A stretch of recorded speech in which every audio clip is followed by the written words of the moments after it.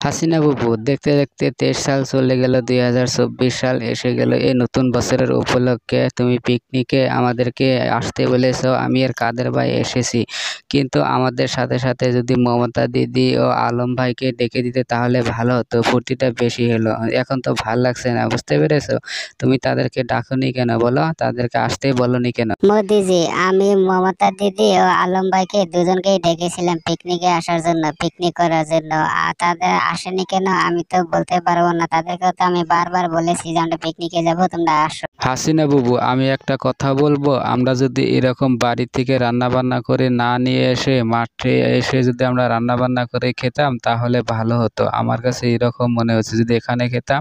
মোদিজি, তুমি কি বলো? কাদের ভাই, তুমি কথাটা খারাপ বলনি। আমরা যদি এই মাঠে এসে পিকনিকে এসে যদি এখানে রান্না বান্না করে খেতাম তাহলে ভালো হতো। এইসব খাবার দেখছো, এসব সব হাসিনা বুবু বাড়ি থেকে রান্না বান্না করে নিয়ে এসেছে। কিন্তু আমরা যদি এখানে চুলো কেটে খড়ি জাবা এনে যদি রান্না বান্না করে খেতাম তাহলে আরো ভালো হতো, আরো অল্প স্বাদ লাগতো। বুঝতে পেরেছো? কেন মোদিজি, আমি বাড়ি থেকে রান্না বান্না করে নিয়ে এসেছি, খাবার তৈরি করে নিয়ে এসেছি। তোমরা দুজনে যে খাচ্ছ তাতে কি স্বাদ লাগছে না? যদি স্বাদ না লাগে খেও না, ওখানে থুয়ে দাও, ওখানে যে চুপচাপ বসে থাকো।